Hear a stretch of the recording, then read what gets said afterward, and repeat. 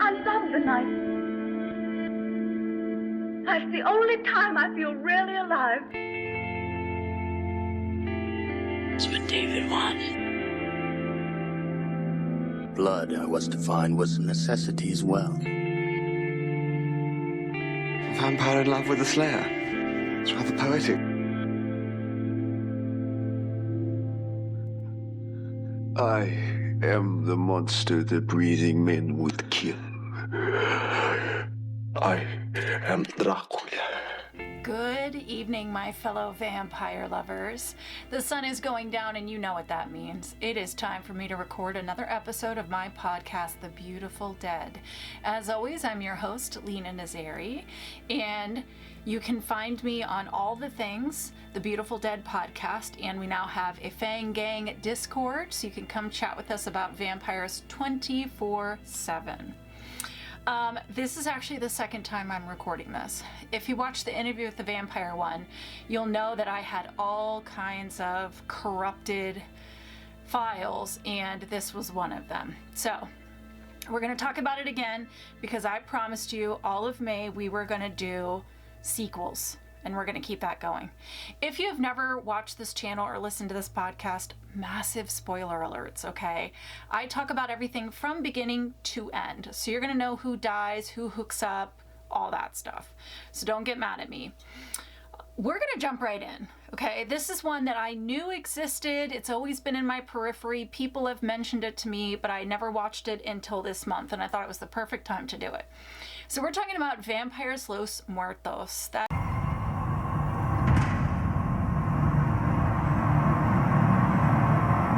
is the sequel to John Carpenter's Vampires.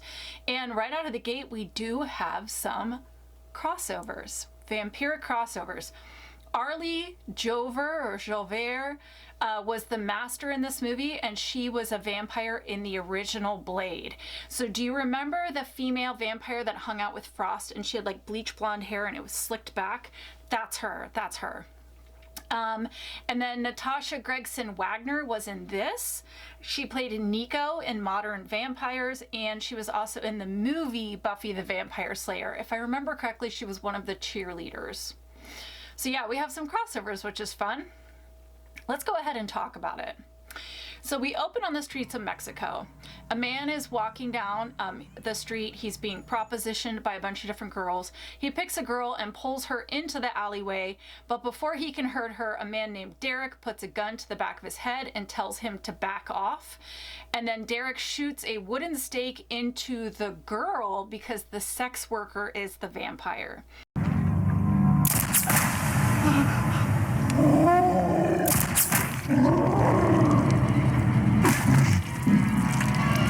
He drags her away, cuts off her head as the sun rises, and she burns. And we know this about these vampires because we've watched the first movie, right? Then he video records her burning and then returns to his place to upload the proof that he killed the vampires because he is a hunter for hire, and he works for a group called the Van Helsing Group. So we have a nice vampiric reference here.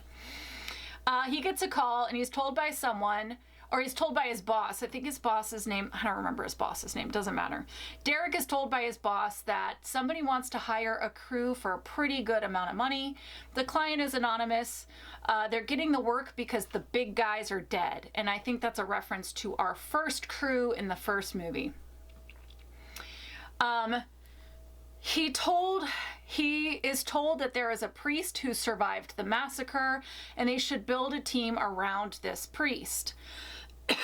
Now we see Derek. He's in the middle of the desert. He pulls up and knocks on this like huge wooden fencing, and he's let into this compound. So we know that this priest is very reclusive, and they even test his blood to make sure he's human. So after this, he's told by one of the priests. So this is like a convent, not a convent. What do you call it for priests? Convent is for nuns. I'm not Catholic, so I don't know. Monastery. So it's a monastery, and there's all these priests, and obviously they know about vampires because they've tested Derek. They say Father Adam died a month ago, and Father Adam, if you remember, is from the first movie. That night he's eating and he has a vision. Real for a second. Yeah. Somewhere out there, one of them is trying to link up with you. One of the priests tells him there's a master who's trying to link up with you and you need to fight it. So we know from the first one that the masters link with their fledglings, like the ones that are turning. But this is the first we're hearing that they can just link up with anybody. So that's an update to the powers. Somewhere outside, a man is approached by 5 vampires and attacked. So we know the vampires are nearby, and we know these vampires travel in packs because we've seen them before. The next day, Derek heads out to build his team. So his first stop, he has a list of hunters from his boss or this group he works for. The first one he's going to is Lester. Lester is found in a bathtub after he's self-deleted. Next stop, also a crime scene. Derek calls his contact and he's like, the priest you sent me to and the first 2 men on the list are dead. And the contact, his name was Brody, like from Jaws. Brody is like, I took those names right out of my Rolodex. Nobody knows about them. Nobody's ever seen them. Try once more and then I'll try and recruit on my end. So the next name on the list is a guy named Augie, also dead. But while he's in this village, a teen named Sancho runs up to him and says, I know who did this, please help me. And he's like telling all of the villagers, like, help me, I know who did this, but nobody is willing to help this kid. Derek says, you need to wait until the sun comes up, kid. The next day, Sancho wakes up on a bench where he slept, and we see Derek has a Jeep, and in the back was a surfboard, and I'm like, why does he have a surfboard? He's in the desert. Well, we come to find out the surfboard is actually a case for all of his vampire hunting equipment.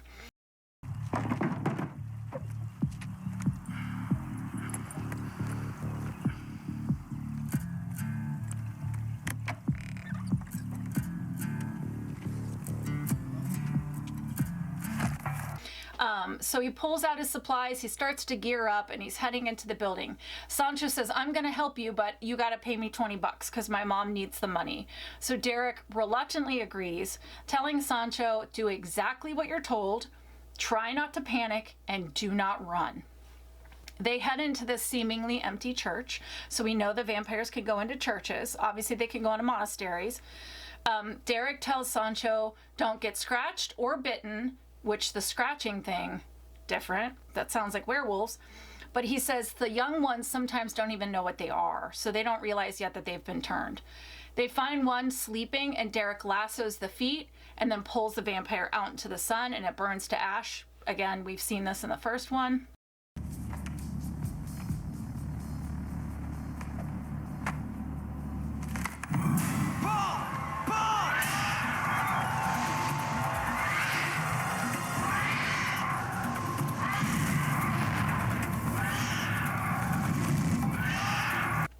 Then one drops from the ceiling. Derek beheads it and tells Sancho, get the head in a bag and into the light, which he does. So it's interesting. You can behead them, but they still take them out into the sun to burn. One is coming up behind Derek, so Sancho throws a spear into it and then pushes it out into the sun.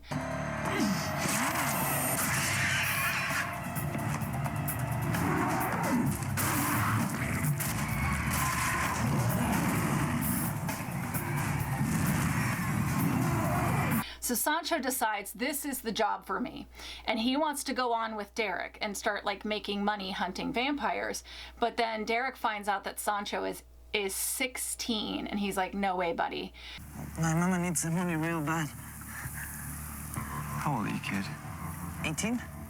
I don't hire guys that lie to me. I'm going on 16. Well, come back and see me in a couple years, all right? So he pays the kid and he sends him on his way. So now we cut to Derek pulling into a parking lot, and he's headed into a diner, and he's looking for a guy named Jesse. Jesse is the cook. So the waitress is like, yeah, he's working, give him a few minutes. Derek sits at the counter to wait for Jesse, and the girl next to him, Zoe, played by Natasha. Is that her name, Natasha? Did I just make that up? No, it was Natasha. Look at that. My brain still works. Zoe played by Natasha, starts talking and appears to know what he does for a living. So he excuses himself, goes into a back room, and he pulls out this, like, it looks like half of a binocular, but it's like heat vision. So he looks through and he sees that Zoe is 41 degrees. So we know she's a vampire, and we know that vampires run very cold.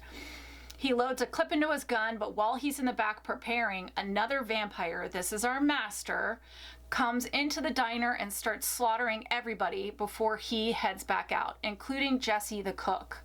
So it takes this master seconds to kill the entire diner.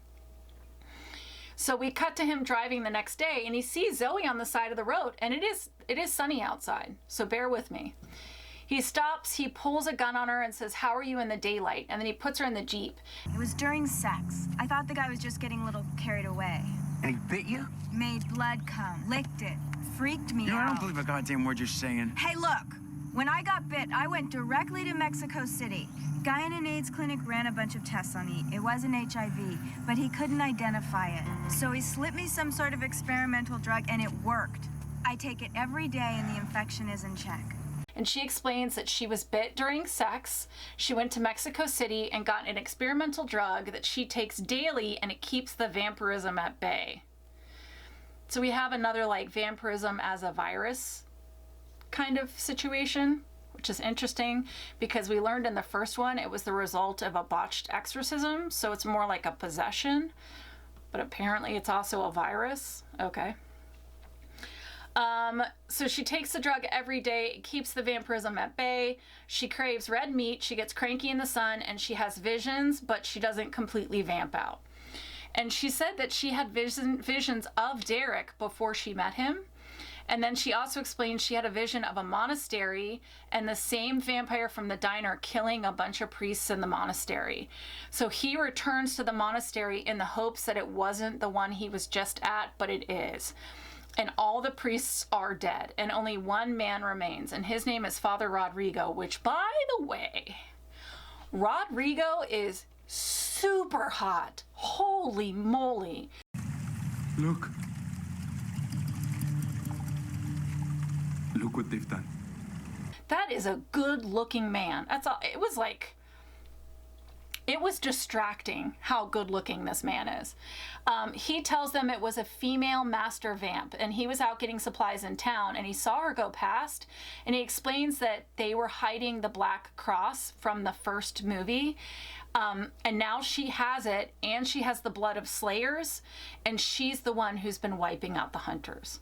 So she has the priest to perform the exorcism, the Black Cross, and the blood of hunters, which is what you need, and we know this from the first one. Thankfully, Father Adam was working on like a hunter's RV before he died, and they have it. So they load up. Father Rodrigo is a hunter. He's willing to join and help Derek track down the master. Zoe is willing to help. After she tells Derek, she's like, "I'll help you. I'm linked to the master. I can lead you right to her, but maybe stop being such an asshole to me." And this is when Derek realizes that Sancho has been following him, and Sancho's like, "It's okay, it's okay." And he has a permission note from his mother, which I fucking loved it. I laughed so hard. I don't think I run away. What the hell is this? Permission from my son Sancho to have a job on your hunt? Read the rest. He got good grades, school out in 3 weeks. He not flunked nothing? Oh. Hopefully I can play it for you on YouTube, but he had a permission slip from his mom. So good. So now they're a team of 4. Derek was given fake paperwork that makes him an archaeologist, so this is how they get into Mexico. And he's supposed to meet with another hunter on a bus that night. And all they told him was, it's a tall black guy. So they're watching everyone get off the bus that night. And there's no tall black guy, but there is a vampire. Derek approaches pretending to be a vampire himself. He's like, "Yeah, it's hard being around all these humans and not slaughtering all of them." He's like talking a good game, but the vampire is like, "Yeah, it's really interesting because I can hear your beating heart." But after a while, all you hear is a pulse. Just beating away. And guess what, smartass? I can hear yours. So that tells us that the vampires do not have beating hearts. So the vamp is about to attack when he's shot by the hunter that they were waiting for, and this is Ray. Ray explains that the ammunition he has is turned teak wood, and it sits in the vampire's chest. So it's like staking them, but then they still behead the vamp with a machete in front of like a crowd of people, which is wild. I don't know how they just walked away from that. Anywho, so we cut to them crossing the border. They're heading into Mexico. Zoe has a vision, so they pull over, and Zoe is linking with the master, and she sees the cook from the diner and a priest holding the cross, so they're performing the ritual. And the master ascends wherever they're at. She ascends stairs up into the sun, but she's still burned by the sun.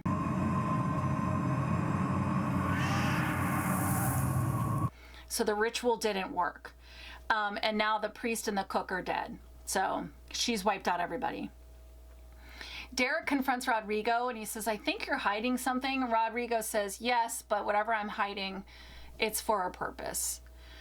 Zoe is able to locate on a map where the master is, and it is a sugar mill that is over Aztec ruins, which, one, perfect place for a vampire lair, but two, very from dusk till dawn.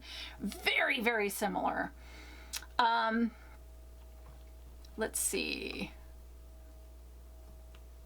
Oh yeah. Vampire lair, Aztec ruins. All right. Zoe is taking her pills. She has a couple more months worth, and she's like, well, then I just go back to Mexico City and get more. It's not that big of a deal. She says like she feels like the master is stalking her, and at the diner the master was trying to taste Zoe, but she stopped, and it's likely because of the medicine in her blood. So the master could smell it or just knew that this vampire was different because of the medicine in her blood. It's time for them to stop. They get some rest. Ray is like, I'm gonna sleep outside because this is way too tight and I'm claustrophobic, or whatever his reasoning was. So everybody's in the RV and he's outside sleeping under the stars like a real man. But unfortunately, the master shows up and she is watching them all sleep. Zoe wakes up, doesn't see the master, takes another pill and lays back down. So I'm guessing that this kind of, she knows to take the pill whenever she's feeling symptomatic is what I'm assuming. It's weird to just wake up in the middle of the night and randomly take a pill. So all I can wonder is like, she's starting to develop symptoms, she senses it, so she's taking another pill. The master then walks to Ray and he wakes up, and she now looks very human, because prior the master was pale and she had very inhuman eyes and fangs, but now she looks like a human woman. And she's crying and he's like, come over here, and she does. I won't hurt you. Come on. Sit down.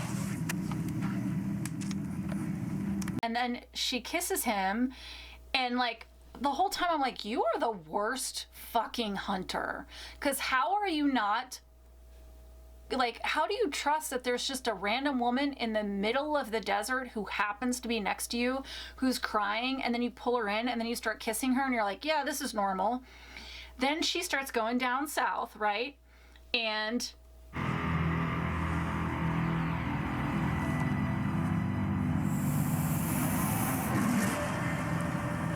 there's a reaction, so we assume she bit him, which, you know, you kind of deserve that. So now we cut to a dive bar, and the vampires are entering with the master. Okay, so vampire pause. Let's pause, because I've thrown a lot at you. So like I said, the master has fangs. She has purple eyes, unless she can flip to human.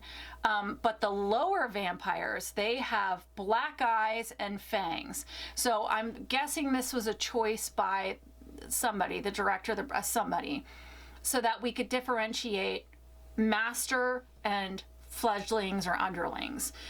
We know they have to be out of the sun. We also know from the first movie that they can dig down into the earth should they need to. They don't have to get in a coffin or anything. We know that she's trying to reverse not reverse her vampirism, but be able to be in the sunlight by doing the black cross ritual from the first one. We know that from the first one. I think that's the big stuff that we need to know. And we also know that she's just bitten Ray, but now we see Ray, so we're not totally sure yet what's going on with him, but we will get to that. Yeah, okay, so that's good. So the vampires start to wreak havoc on these bar patrons, and we see they're fast, they're strong, they're agile, the usual vampire powers. Then it's the next morning. Ray is alive, but he's acting kind of weird. He pulls over for gas and cold drinks, and we see that it's the bar from the previous night, and everybody inside is dead. So we cut to Sancho. He's in a tree outside, and he's using that heat scope, and he sees across the street there's several places in the ground that are very, very cold. So we know that the vampires have dug down into the earth. So then we cut to the men are standing above these graves. Ray shoves a spear into one and flames erupt. The vampire sits up and they behead him.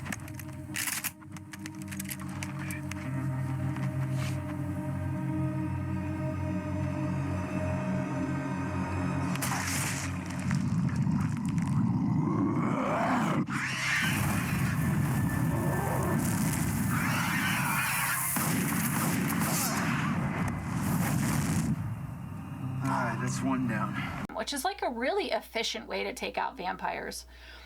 After they dispatch all the vamps, they realize that there's a flat tire. So they get it fixed and they head out just as the sun is setting. And we see the master rise from the dirt, which, like, how did you not see that? What do you mean? Unless the masters run hot, but that doesn't even make sense. We also see that Zoe's pills were left behind. They're just like sitting out. They're headed to where they think the master's lair is, and it's a ruin of a town that used to be a small farming community. And Zoe says, she is in there. They all are. They decide to go to the closest village and see what they can find out. And at the village, when they pull in, it's like barren. It's completely empty, like a ghost town. And they talk to an older man who has like a little doll shop. And he said, I saw you arriving in a dream, and I know you're here to kill the devils. So he explains that everything was great until a local family took in a lost homeless girl. So we're assuming this is our master. Then the family disappears, then others did too. And they say that they went to the ruins to live underground. Some people saw them drinking the blood of those who aren't affected at night. And 2 days ago, their priest disappeared. And then the day before, their church burned down. So she's wiping places out one by one. In the ruins, we see that the master vamp has Zoe's pills and has them all in a pile. Meanwhile, Zoe realizes her pills are missing. There's no doctor in town. He disappeared. So they raid his office looking for the meds, but there's not going to be anything that she needs. So Derek offers to drive her to Mexico City, and she's like, you can't. The town is not going to make it. The rest of them are going to be gone. So you need to stay here. I'll get on a bus. It's heading to Mexico City, and you stay here and help these people. Now we see that the master has she's opened every capsule, poured all the powder in a pile.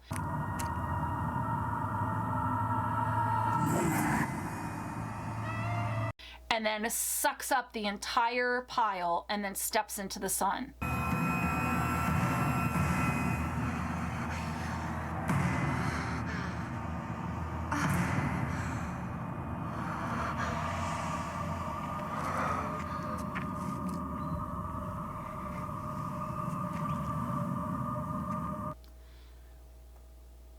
What? Why wouldn't you start with like 2 pills and see if that works so that maybe you have a supply? That's all I'm saying. But no, you just immediately ingest all of the pills. You have no idea how long that's going to last, and now you have no backups. Oh my God, so stupid.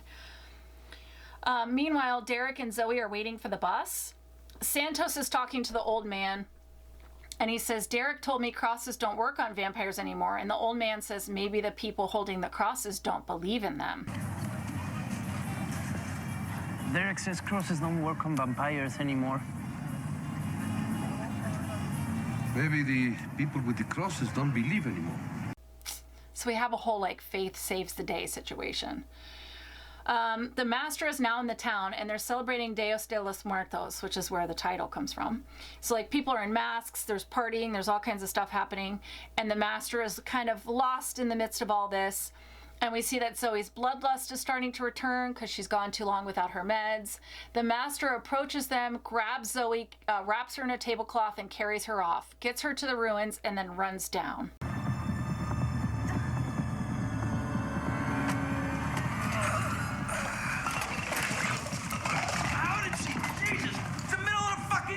Joey's medicine, that's the connection. How'd she get it? All that matters is which way they going. The nest.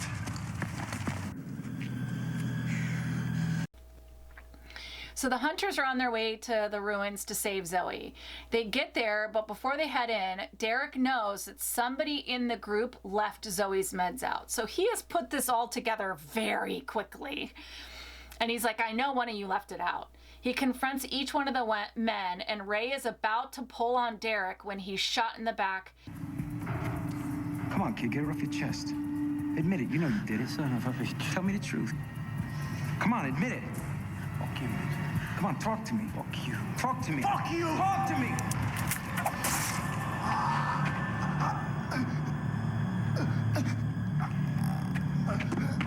And we see that the old man has followed them and he's there to help. And he said, I dreamed about this. I knew it was Ray. So now all of a sudden Ray has fangs. And he tells everyone that the master is the client. She's the one that hired them. She set this whole thing up. And before he dies, we learn a very important thing that I've never learned on this podcast before, which is... Boss, you ain't lived till you got head from a vampire. Vampires give good head. I mean, who am I to question the rules? But apparently that is true. So they drive a hammer into his stake, or they hammer a stake into his chest. I'm so flustered right now thinking about vampires giving head, I guess. They hammer a stake into his chest, and then in the ruins, the master uncovers Zoe and says, the meds work, but they wear off quickly. Then they have some kind of like silent, sexually coded interaction.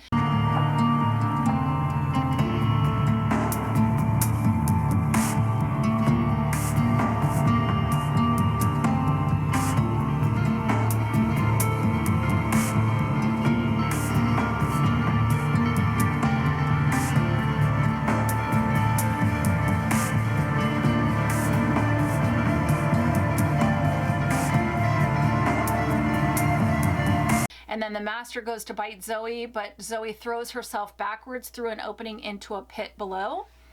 The hunters descend into the lair. They start taking out vampires one by one. They find Zoe, drop a rope to pull her up, but meanwhile, the master attacks the other three.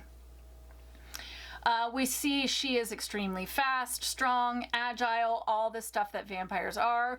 But interesting side note, the vampire master makes a sound that's almost like a large cat. Like she sounds like a panther. So that was interesting. Sancho!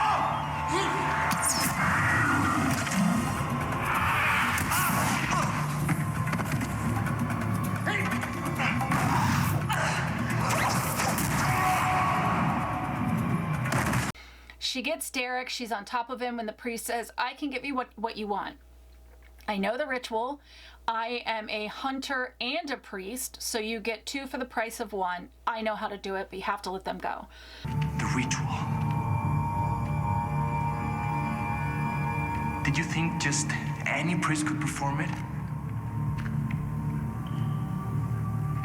I know how it must be done. Zoe is still in the pit. By the way, she's still chilling down there. So while the master and him are like having a stare down, the priest goes and pulls her up, and the master just kind of stands there and lets him do it. I guess they've come to some kind of silent agreement. So then the priest tells everyone, go. Leave me here. I know what I'm doing. Go. So now we cut to a small village hospital. Sancho is sitting on a bed with the old man who's not doing so well. Zoe's in another bed, and Derek comes in with a stake, but the nurse stops him, and we see that there's a line of people who have agreed to donate blood to Zoe. So then we see humans transfusing to Zoe, and then Zoe's blood transfusing out into jars. We see the passage of time, maybe a day or two, I don't know, I can't be certain. Zoe explains she's, quote unquote, halfway back.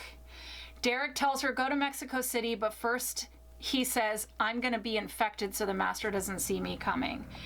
So they take some of Zoe's old blood and transfuse it into Derek. We see his eyes turn black for a moment. His heart rate slows way down. He tells Sancho, if this goes sideways, you'll have to kill us both. Vampire pause. Now, anybody who saw my Near Dark episode knows that I absolutely hate the whole vampire transfusion thing.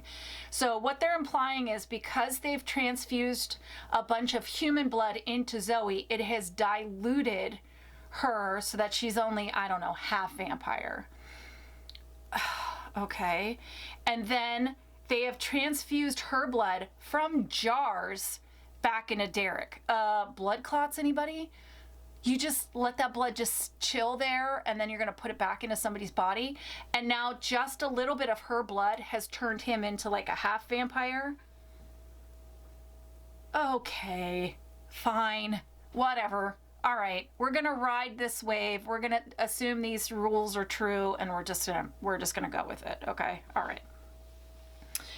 Derek, Zoe, and Sancho return to the ruins just as we see the priest and the Black Cross being brought in for the ritual. The hunters enter and Derek sees the ritual from the back. The master cuts the priest, drinks his blood, but then the priest says, Assemble every element except one. You forgot to bring the priest. You can kill me, but it won't help you. I'm a hired hand. I work at the monastery fixing cars and cutting grass. I'm an imposter vampire. P.S. I'm not a priest. I'm a hired man. I cut the grass. I fix cars at the monastery. I saw what you did to the Brotherhood. Go ahead and kill me, but it's not going to help you. Boom! That was the lie. He was lying to them about being a priest, and he knew all along that this was going to be his play. And I'm so here for it, not just because he's super hot. She lights the wood at his feet on fire. Derek starts to fire on the vamps. There's at least a dozen. I tried to count, but they scattered pretty quickly. They scatter, so Derek saves the priest, who heads up to the top to get into place. Derek drops all his weapons and says, I just want to talk to you. She leaps down onto him and he spears her. Then we saw this in the first one, right? So it's the spear that has the metal cable attached to it that they have like the pulley system. I don't know what to call that crank. Anywho, they have it, and so they start to pull her into the sun, but the cable gets stuck. So the men are like manually trying to pull from above. She grabs onto a wall and the steel cable breaks.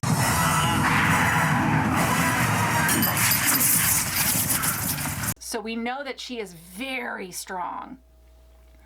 Up top, Derek says, if anyone wants to make a run for it, now is a good time. The priest said, I told you my secrets would only help. It's a little bit of a I told you so moment. Derek asks Zoe to get the car up onto the roof, and the men head back down. Somehow, Zoe gets the car up onto the roof of the monastery, which... How? But I guess out of all the things we've watched, this is the least unbelievable. But okay. So then she drops a noose that's connected to the metal cable down through an opening as the master starts to attack. Sancho is able to lasso her. Zoe drives the car backwards to pull her into the sun.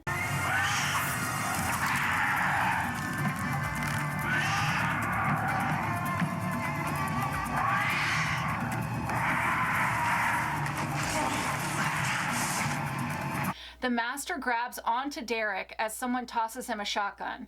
So he blows off the head.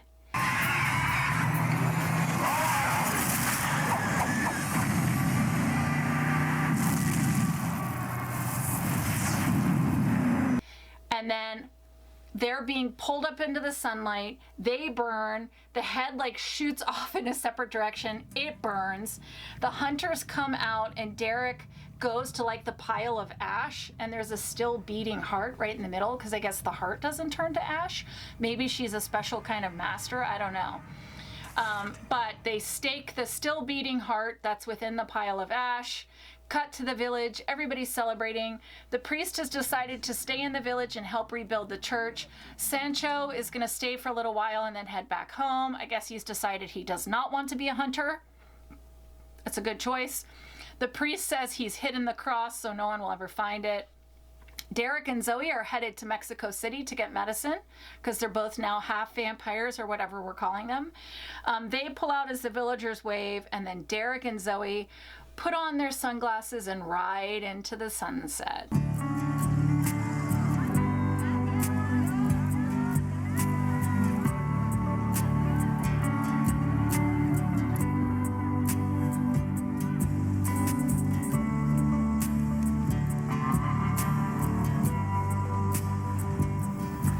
Sunlight getting to you? We could slow down, let it outrun us. No.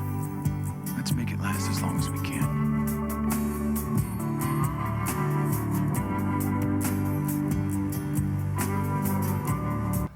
And that is credits. Let's talk about tropes I love and tropes I hate.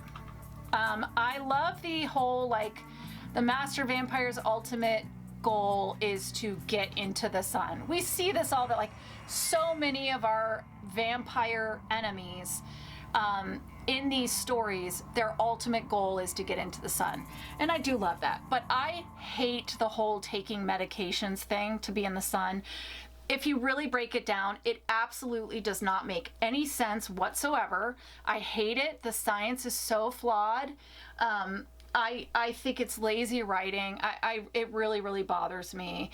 And if you think about it, like really break it down. I mean, she's without meds for days and still able to be in the sun, which doesn't make sense. And then the master snorts all of it. Why would you do that? But also then she can only be in the sun for like 30 minutes. Is it because she's so old? But then her and Derek are both like half vampires. And apparently all they have to do is put on sunglasses, but they still have to go get the medication. The science is so flawed. I hate it, I hate it, I hate it. It's so, so, so lazy. All right, ratings. How sexy or alluring are the vampires of Vampires Los Muertos? So we're gonna give them a point since they stay young forever, but I don't think these vampires really care about sex. I mean, we see the master use sex to trap one of the hunters, and according to hunters, vampires give the best head. I think that's worth 2 points right there, so we're gonna give him the 2 points. But that head did in fact make a man betray his friends in a whole lifetime of hunting.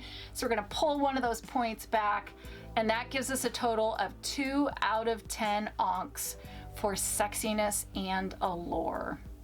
Sorry, vamps, but that's the reality. How evil or scary are these vampires? I mean, they slaughtered a ton of monks. They wipe out whole villages. They kidnap people. We know that they're a result of a botched exorcism because of the first movie. They're brutal vampires, and they can dig down in the earth, so they don't have to rush back to coffins or anything. They can pretty much just sleep anywhere. They travel in nests. The nest always has a vampire master with them. The masters are connected to their nests. They can control their fledglings and send information. They are bound by the sun, and you do need a specially trained kind of hunter to kill these vampires. But these are not the kinds of vampires that you want coming to your town. I don't think you would want them showing up. They're not as scary as like the 30 Days a Night vampires, but they're pretty scary. So we're gonna give them 7 out of 10 stakes to the heart for scariness and evil. My thoughts. I didn't take notes. This is totally off the cuff. I don't even remember what I said in the first video, but I, first off, thought Jon Bon Jovi was so fun in this. I think he should do another vampire film. Jon Bon Jovi, if you ever watch this, do another vampire film. You did a great job. I loved the world building. I loved the Sancho character, the young boy. He was so fun. The priest character, or I guess he wasn't really a priest, but he was fun. I found the girl to be very annoying. And I think when you watch Modern Vampires, when you watch my review of Modern Vampires, I think I hated her in that one too. So it must just be her that I don't like. I loved the idea of like, and we've talked about this before, the staying in the Aztec ruins, like very vampire. I'm so here for it.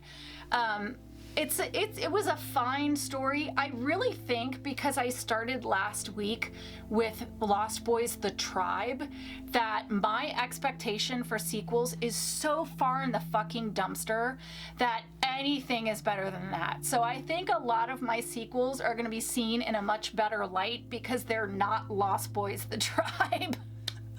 I really think that affected my watch of all of this. But I went into it with like really no expectations. I had a lot of fun with it. I didn't have to pause it and take breaks or anything. It wasn't that bad. It's fun, it's cheesy. It's on Tubi right now. It'd be fun to watch. Watch it on Dios de los Muertos, you know, watch it on Cinco de Mayo, have some fun with it. But yeah, it's a fun one to watch with your friends. I don't think it's gonna win any major awards. I don't know if I would ever watch it again, but I didn't at all think it was terrible. Sorry guys, my throat is very dry.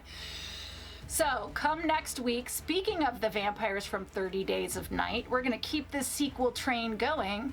And next week we are talking about 30 Days of Night, Dark Days, the sequel that recasted a character and hoped we just wouldn't notice. All right, in the meantime, I hope you guys are having a wonderful May. Hopefully you checked out my interview with the vampire video to celebrate 50 years of the book being out. Let me know anything you want me to watch. Put it down below. Let me know if you've seen this movie, if you even knew it existed. I love to see all your comments. In the meantime, I wish you wicked hugs and bloody kisses. Good evening. And big finish.